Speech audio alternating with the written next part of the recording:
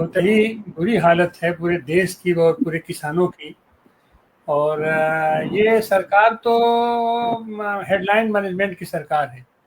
अपने आप को खाली प्रचारित करना और जो करना होता है, जिसके लिए करना होता है, उसकी तो हम सब लोगों को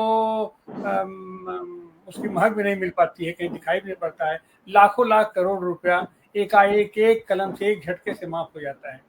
अभी आपने कहा कि जो किसान के यहाँ बाहर से पैसा नहीं आता है, वहाँ की कमाई नहीं होती है, और उसके यहाँ तो हमेशा कर्ज बना ही रहता है। और हम तो कहते हैं कि उस किसान की ज्यादा संकटग्रस्त है जिसके यहाँ बाहर से कुछ कमा करके लोग पैसा देते हैं।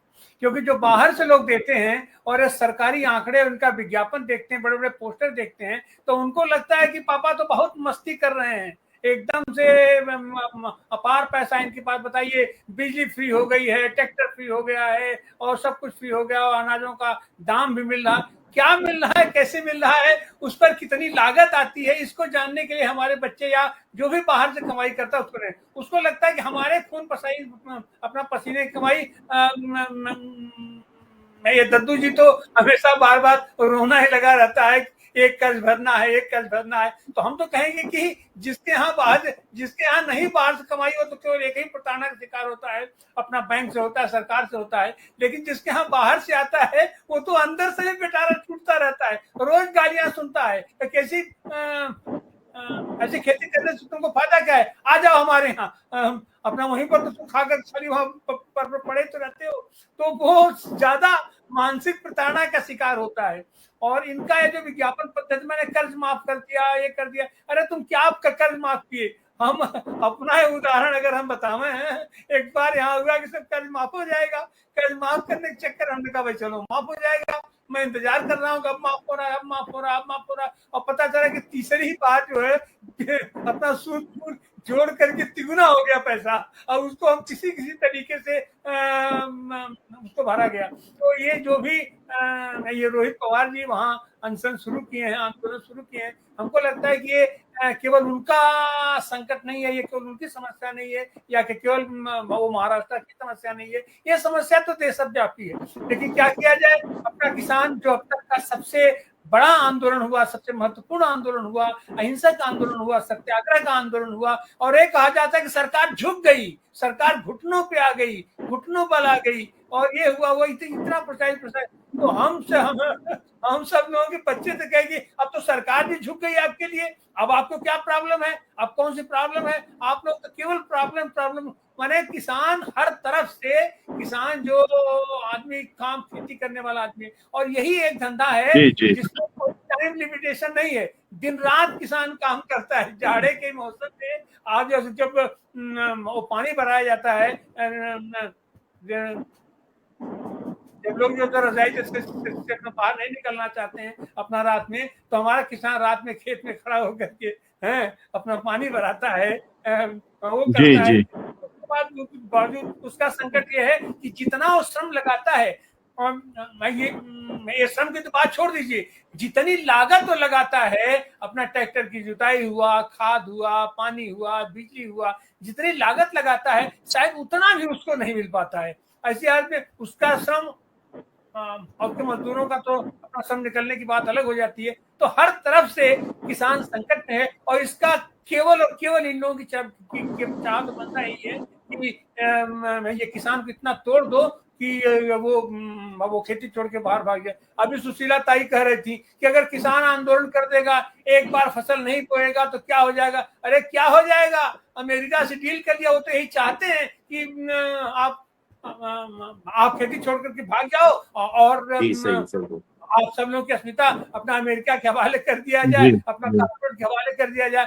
एक ब्रिटिश सरकार आया, एक तम्बू ताना कलकत्ता में, तो स्थिति ये हो गया कि सैकड़ों वर्ष हम सारे लोगों को लड़ना पड़ा, और अब तो हम फिर उनको आमंत्रित कर रहे हैं कि आ जाओ, और आपकी ट्रेड डील हो गई है, आप चाहे कुछ करें, चाहे जैसे करें, उनसे ये 500 करोड़ की आपको खरीदारी करनी है, आप भले ही उनका मलबा ही आप उनसे लीजिए, लेकिन आपको लेना पड़ेगा जी। तो 500 बिलियन डॉलर जी, हर साल 500 बिलियन डॉलर की खरीद करनी है आपको।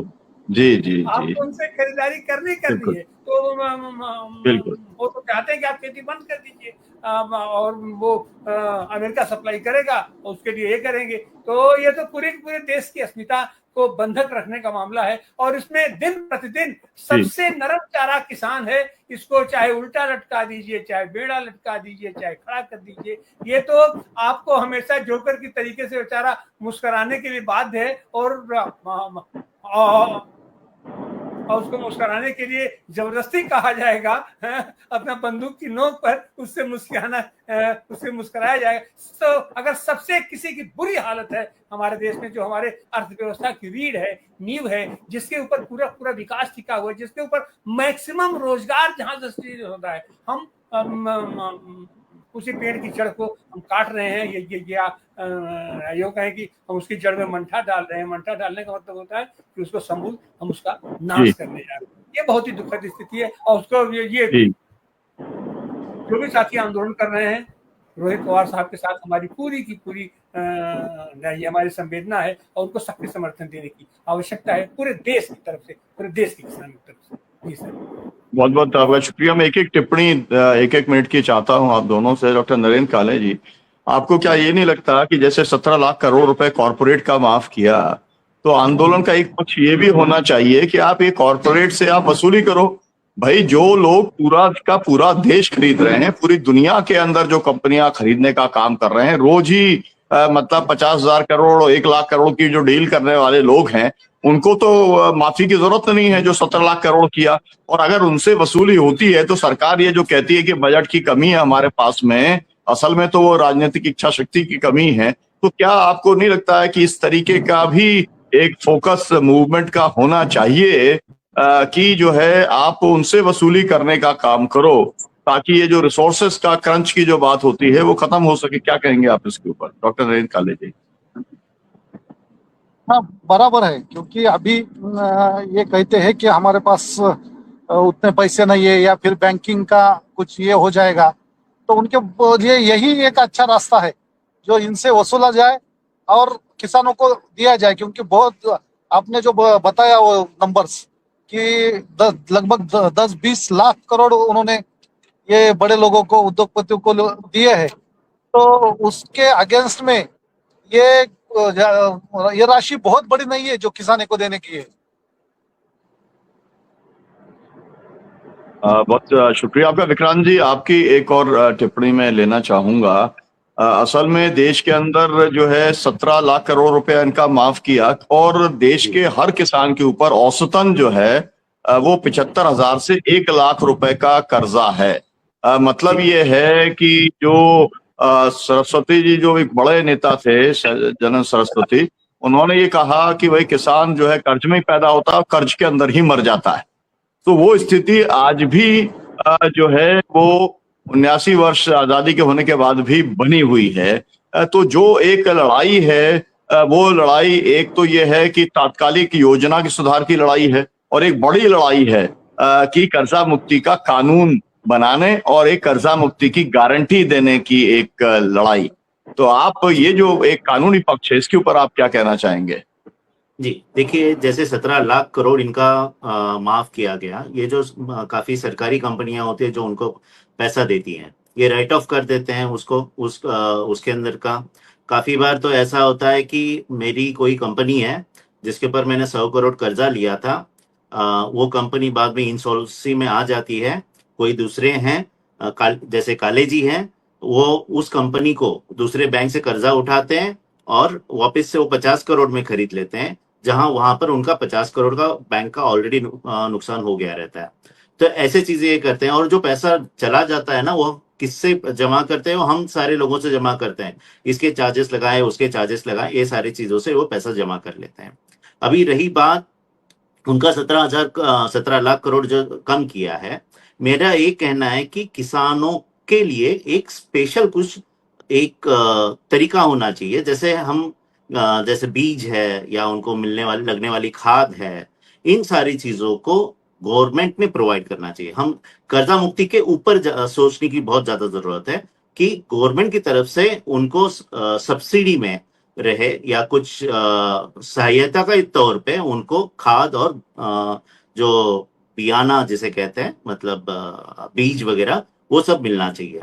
उसके बाद जो कोई भी खाद, मतलब जैसे अभी इंश्योरेंस आता है इसमें एक, कि हमने किसानों ने बोया, बारिश की वजह से, किसी भी वजह से अगर वो नहीं होता है, तो पीक बीमा, जिसे यहाँ महाराष्ट्र में पीक बीमा कहते हैं, जिसे फसल बीमा कहते हैं हम हिंदी में, फसल बीमा भी अच्छी तरीके से लागू होना जरूरी है। बहुत बार तो ये बैंक इंश्योरेंस कंपनी जो है वो फसल बीमा की जो राशि है वो किसानों को देते ही नहीं है। उसके अंदर भी बहुत ज्यादा भ्रष्टाचार है, तो वो उसके ऊपर भी ध्यान देना जरूरी है। अब उसके बाद फसल अगर बनती है, फसल ठीक से बन गई, मार्केट में जब जाते हैं तब उनको एक मिनिमम गारंटीड अमाउंट मिलना जरूरी है कि बाबा इतना इतना है। जैसे आपका सोयाबीन है, सोयाबीन को हम 8,000 से खरीदेंगे, चाहे वो मार्केट में कितने भी रेट से हो। गवर्नमेंट को इस चीजों में ध्यान देना जरूरी है, चाहे वो केंद्र की गवर्नमेंट हो या महाराष्ट्र की गवर्नमेंट हो या किसी भी राज्य की गवर्नमेंट हो, उन्होंने इन चीजों के ऊपर ध्यान देना जरूरी है। क्योंकि अगर हमारा देश कृषि प्रधान है, कृषि प्रधान यानी कि यहाँ की ज्यादा से ज्यादा जनसंख्या कृषि चीजों पे आधारित है, मतलब कृषि बाय प्रोडक्ट रहे या डायरेक्ट किसानी खेती से रहे, वहां पर मजदूर जो काम करते हैं उनका भी बहुत ज्यादा पैसा बढ़ चुका है। मतलब डेली अभी यहाँ 50 रुपए में तो कोई नहीं मिलता, 200 300 रुपए 500 रुपए इस तरह से देना पड़ता है। तो ये सारा जो उसका इकोनॉमिक्स है वो समझ के हम लोगों ने हो या जो कोई भी डिसीजन ले रहा है, उन लोगों ने किसानों को ज्यादा से ज्यादा हम सब्सिडी कैसे दे पाए उनको खड़ा करने के लिए। जैसे अभी कॉर्पोरेट फार्मिंग का एक बीच में इन्होंने लाया था कि आप 100 एकड़ 100 किसान एक कॉर्पोरेट को दे देंगे और फिर वो कंपनी उगाएगी अनाज और वो तय करेगी आपको कितना पैसा देना है और मार्केट में किस रेट से बेचना है। उसकी जगह हम थोड़ा सा प्रोएक्टिवली अगर काम करते हैं, मतलब किसानों को भी अभी थोड़ा सा सोचना पड़ेगा कि हम सामूहिक खेती की तरफ थोड़ा सा ध्यान देंगे तो किसानों को उसके अंदर से फायदा ज्यादा होगा। मतलब जिसके अंदर लगने वाली लागत भी कम होगी, उसका एक्सपेंसेस थोड़ा सा कम होगा। इन चीजों पर भी ध्यान देना जरूरी है। तो सबसे मेन बात यह है कि आपको किसानों को देना पड़ेगा सब्सिडी में खाद और बीज। उसके बाद उसको इंश्योरेंस जो है उसका बयाना ठीक से हो, मतलब जो रीपेमेंट होता है कि अगर फसल बर्बाद होगी उसके ऊपर ध्यान देना जरूरी है। और उसके बाद जो प्रोडक्ट वो मार्केट में बेचने जा रहा है वहां पर उसको मिनिमम गारंटीड एक इतना अमाउंट मिलेगा ही मुझे मेरे प्रोडक्ट का, ये होना जरूरी है। तो ये चीजें अगर वो कर लेते हैं तो मैं बोलता हूँ गवर्नमेंट ने अगर ये चीजें कर ली तो आगे चल के कर्जा माफी का सवाल भी नहीं उठेगा। ये बहुत शुक्रिया आपका। असल बात यही है कि कर्जा होता क्यों है, और कर्जा होता ही इस कारण से है कि आप जो ड्यू है वो किसान को देने को तैयार नहीं है, और इसलिए जो इसे टर्म्स ऑफ ट्रेड है उसको बदलने की जरूरत है। हम लोगों ने एक सवाल उठाया था संयुक्त किसान मोर्चे ने कि आप केवल इतना करिए कि किसानों को आप जो डीजल आप देते हैं, जो टैक्स लेते हैं, वो केवल खत्म कर दीजिए आप, है ना, क्योंकि आपका जो है 60-70% तो टैक्स ही है। अगर केवल टैक्स खत्म कर दें और किसानों को डीजल जो है सब्सिडाइज्ड मिल जाए। लेकिन ये सब करने की बजाय इन्होंने तो पूरा का पूरा जो है खाद को भी मार्केट के हवाले कर दिया। अब जैसे है इस समय युद्ध की जो इस परिस्थिति का बता करके जो एक आड़ है उसको लेकर के पूरा का पूरा अब किसानों को खाद का बहुत बड़ा संकट है और बाजार में मिल रहा है, और बाजार में दुगने और चौगने दाम के ऊपर मिल रहा है। ब्लैक मार्केटिंग में उसकी पूरी की पूरी हो रही है, कई गुना उसे देना पड़ रहा है। तो स्वाभाविक तौर पर मतलब अगर उसका जो मतलब उत्पादन का जो रेट है वो कम होगा और लागत बढ़ती चली जाएगी तो खेती का घाटा बढ़ेगा, तो किसानों की आत्महत्या बढ़ेगी। तो इसके लिए एक स्थायी हल करने की जरूरत है, लेकिन इसके लिए एक पॉलिटिकल विल की जरूरत है। और ये जो है वो अडानी अंबानी की सरकार है, चाहे महाराष्ट्र की सरकार हो, चाहे वो दिल्ली की मोदी की सरकार हो, और इसलिए हम इससे अपेक्षा नहीं कर सकते। और इसमें आंदोलन ही केवल एकमात्र रास्ता है। तो जो पंढरपुर का जो संघर्ष है वो केवल महाराष्ट्र के किसानों के लिए नहीं, देश के किसानों के लिए भी बहुत महत्वपूर्ण है। और इसलिए जो हमारे किसान इस कार्यक्रम को देख रहे हैं, मैं उनसे भी कहना चाहूंगा कि इसे राष्ट्रीय स्तर के ऊपर इस आंदोलन को विस्तार देने की जरूरत है। और इसे कानूनी गारंटी के स्तर तक ले जाने की इसे जरूरत है। इसमें इसका कोई नेता, कोई व्यक्ति नहीं है, संगठन नहीं है। किसान को ही स्वयं इसका नेता बन करके इस आंदोलन का नेतृत्व करने का काम करना पड़ेगा। इनिशिएटिव जो है जो लिया है रोहित पवार जी ने, उससे एक मोमेंटम मिला है। उस मोमेंटम का उपयोग महाराष्ट्र के किसानों को भी, किसान संगठनों को भी और देश के किसानों और किसान संगठनों को भी जरूर करना चाहिए। और हम ये मान के चलते हैं कि जैसा हमारे साथ हुआ, या एक बार नहीं बार बार आंदोलनों के साथ में होता है कि वार्ता हो जाती है, कुछ लिखित दे देते हैं, फिर आप लॉलीपॉप चूसते रहिए, बस इतना ही रह जाता है। यह हम लोगों का पूरा जिंदगी का 79 इयर्स का आंदोलनकारियों का अनुभव है। तो इस बार ऐसा नहीं होगा, ये हम लोग मान करके हम चलते हैं और इस आंदोलन को जो है हम एक एकजुटता उसके लिए प्रकट करते हैं। बहुजन संवाद पर हम इस तरीके का कार्यक्रम लगातार जारी रखेंगे। राजू शेट्टी जी को, राजन क्षीरसागर जी को भी जुड़ना था, लेकिन वो जुड़ नहीं पाए। डिजिटल इंडिया बार बार फेल कर देता है, विशेष तौर पर किसान जो हैं, अगर वो थोड़ा अलग इलाके में हो तो डॉक्टर नरेंद्र काले तो चलते चलते भी जुड़ गए हैं गाड़ी से, लेकिन सब लोग इस तरीके से नहीं कर पाते हैं। तो आप सबका बहुत बहुत शुक्रिया इस कार्यक्रम से जुड़ने के लिए। हमारा इस जो है नजर रहेगी इस आंदोलन के ऊपर। डॉक्टर नरेंद्र काले जी आपका बहुत धन्यवाद, सुशीलता मुरारे जी आपका बहुत धन्यवाद, विक्रांत पाटिल जी आपका बहुत शुक्रिया, और डॉक्टर आनंद प्रकाश तिवारी जी बहुत बहुत शुक्रिया, बहुत बहुत आपका धन्यवाद। और दर्शकों से ये अपील की वजह से शेयर करें